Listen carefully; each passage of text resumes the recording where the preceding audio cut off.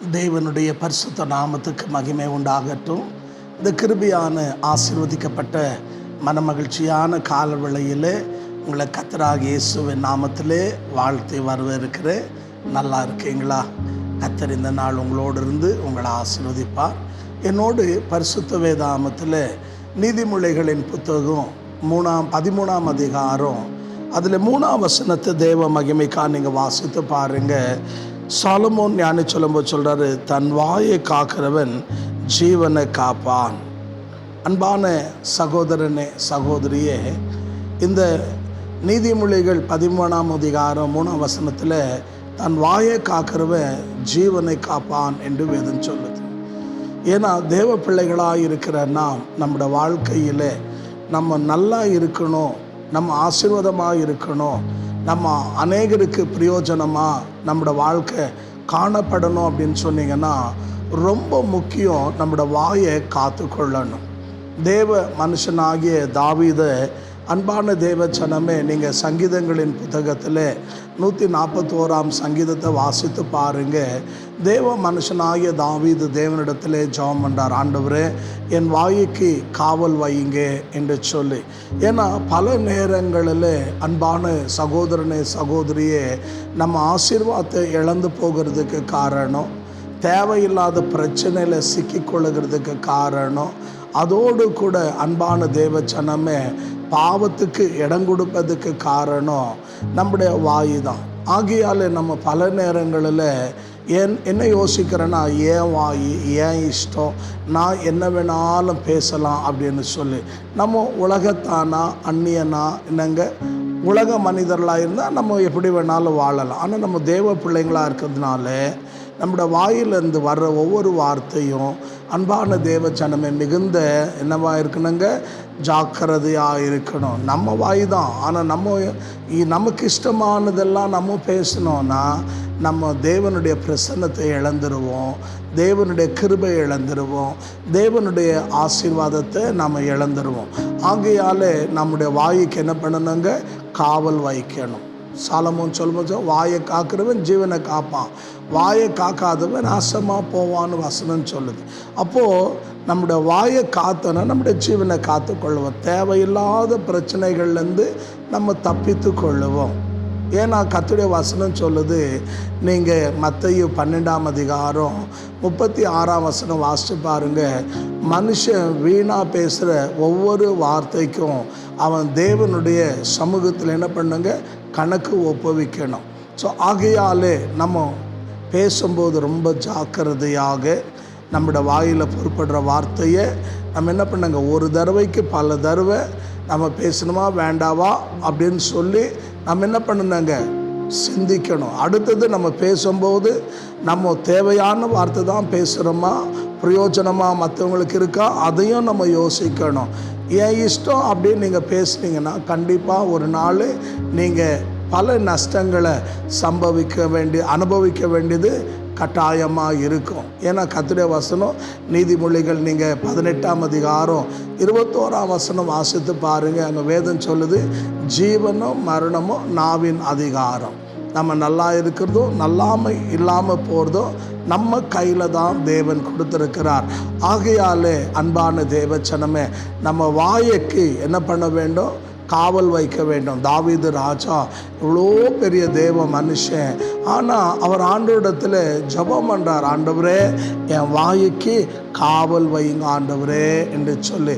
இன்றைக்கி எத்தனையோ குடும்பங்கள் உடைந்து போகிறதுக்கு காரணம், பல கணவன் மனைவி உறவுகளில் பிரச்சனைங்க வர்றதுக்கு காரணம், பல நேரங்களில் நல்ல நட்பு என்னங்க பாதிக்கப்படுறதுக்கு காரணம் நம்ம தேவையில்லாத வார்த்தைகளை என்ன பண்ணுறோம், பேசுகிறோம். இப்படி நம்ம பண்ணுறதுனால தான் நம்ம பலவிதமான என்னங்க பகையை நம்ம சம்பாதித்து கொள்கிறோம். ஸோ ஆகையால் அப்படி நம்ம இல்லாமல் நம்ம ஜாக்கிரதையாக இருக்கணும். நீங்கள் போய் வேதத்தில் யாக்கோபின் புத்தகம் 3ஆம் அதிகாரம் நீங்கள் வாசித்து பாருங்கள். நாவு இருக்கிறதுலையே ரொம்ப சின்ன ஆயுதம், ஆனால் அது என்ன பண்ணுமா, ஒரு காட்டையே பற்ற வச்சிருமா. இன்றைக்கி ரொம்ப பேருடைய வாழ்க்கையில் பலர் கெட்டு போனதுக்கு, பலர் விழுந்து போனதுக்கு, பலர் பின்மாற்றம் அடைந்ததுக்கு, பலர் சாபங்களை அனுபவிப்பதுக்கு காரணம் என்னென்னா அவங்களோட வாய் தான். ஸோ இப்படி நான் பலரை பார்த்துருக்கிறேன். இப்படி பேசினவங்கெல்லாம் பேசியே கெட்டு போய் இன்றைக்கி பலருக்கு கேலி பரிகாசமாக இன்றைக்கி யாருக்குமே பிரயோஜனம் இல்லாத நிலைமையில் காணப்படுகிறார்கள். அந்த நிலைமைக்கு நாம் தள்ளப்படாதபடிக்கு ஒவ்வொரு நாளும் ஆண்டோட சமூகத்தில் நாம் என்ன பண்ணணுங்க, நம்முடைய சரீரத்தை தேவ கரத்தில் ஒப்பு கொடுத்து அன்று அதில் விசேஷமாக என் வாய்க்கு நீங்கள் காவல் வையுங்க. ஏன்னா ஒரு நாள் தொடங்கி ஒரு நாள் முடிக்கிறதுக்குள்ளே நம்ம பல வார்த்தைகளை பேசுகிறோம்.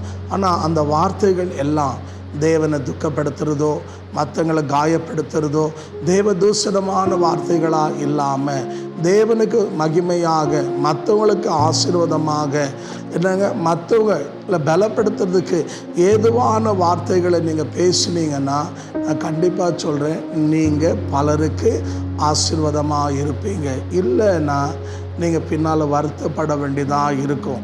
ஆகையால் நாம் ஒவ்வொரு நாள் காலையில் எழுந்த உடனே நம்மை தேவனுக்கு ஒப்பு கொடுத்து, ஆண்டவரே என் வாயிலேருந்து புறப்படுற ஒவ்வொரு வார்த்தையும் அது என்னுடைய சுயமாக மாமிசமாக இல்லாமல் உமக்கு சித்தமான வார்த்தையை பேச எனக்கு உதவி செய்யும்.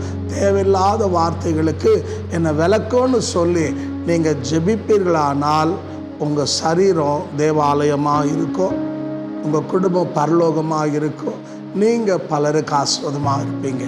எத்தனை பேர் விசுவாசிக்கிறீங்க? இருக்கிற இடத்துல தலைகளை தாழ்த்தி கண்களை மூடி தேவ சமூகத்தில் நாம் தேவனை நோக்கி ஜெபிப்போமா? பரிசுத்த பிதாவே, இந்த மனமகிழ்ச்சியான கால வேளைக்காக நன்றி செலுத்துகிறோம். வாயை காக்கிறவன் ஜீவனை காப்பான், தன் வாயை காக்காதவன் நாசமாக போவான் என்று நாங்கள் வாசிக்கிறோம்.